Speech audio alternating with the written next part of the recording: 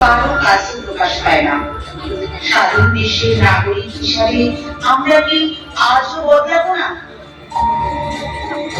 একটি কিশোর বলছে, পাশে তার মা বসে আছেন, দরজা দিয়ে তার বাবা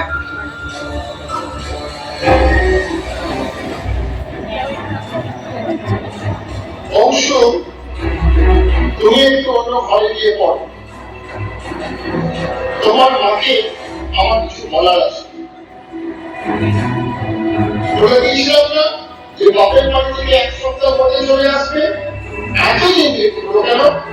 আসলে বাবার শরীরটা হঠাৎ খারাপ হয়ে গিয়েছিল, তাই আরো 3 দিন থাকতে হলো আর কি। তোমাকে তো বলেছিলাম। বলেছিলে? কিন্তু অনুমতি নিয়েছিলে কি? একটা সামান্য ব্যাপার নিয়ে অশান্তি করছো, এর সত্যি কোনো মানে হয় না। মানে হয় না? খুব সাহস বেড়ে গেছে দেখছি। তুমি বাপের বাড়ি থেকে অনেক বেশি কথা বলতে শিখে গেছো।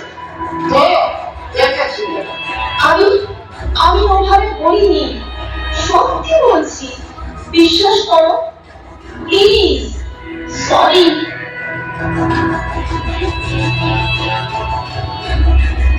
ছেলেটি খেলতে গিয়েছিল, বাড়িতে হঠাৎ দেখলো তার বাবা জামার হাতাটা গোটাতে গোটাতে বের হয়ে যাচ্ছে। ছেলেটি মায়ের খোঁজে ভিতরে দৌড়ে যায়। ও মামা, কি হয়েছে তোমার? কিছু হয়নি বাবা। বল না মা, কি হয়েছে? যদি সত্যি তুই আমার কোনো উপকার করতে চাস, তাহলে এই লাঠিটা কোথাও লুকিয়ে ফেল বাবা।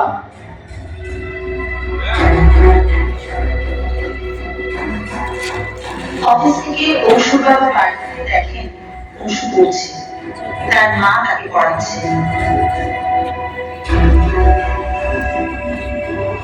যখন পড়ানোর কথা ছিল তখন পড়ানো, এখন পরীক্ষার বিঘ্ন পেয়েছে, তাই পড়ানোর নাটক চলছে। রেজাল্ট বের হওয়ার আগেও আমি পড়িয়েছি, আজও আমিই পড়াচ্ছি। তুমিও তো পারবে না। তা না করে তুমি তো শুধু অন্যের ওপর দোষারোপ করতেই ব্যস্ত। কি বললে?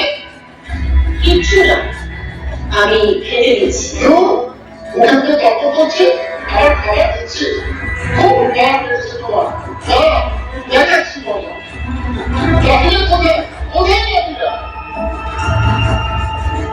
এই যে বাবা। অংশু, আমি তো তোকে লাঠিটা ফেলে দিতে বলেছিলাম বাবা।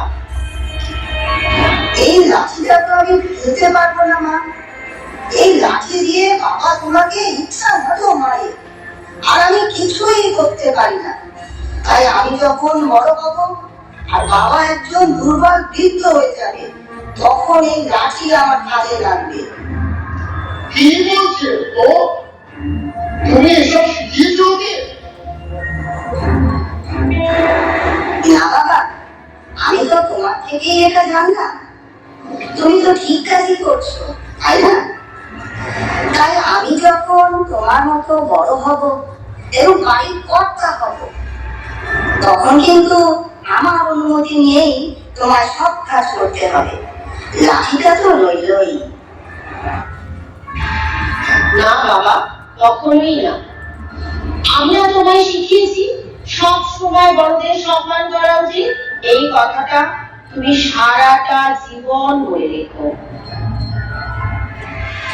হ্যাঁ মা, তুমি ঠিকই বলেছো। আমার সত্যি ভুল হয়ে গেছে বাবা, সরি।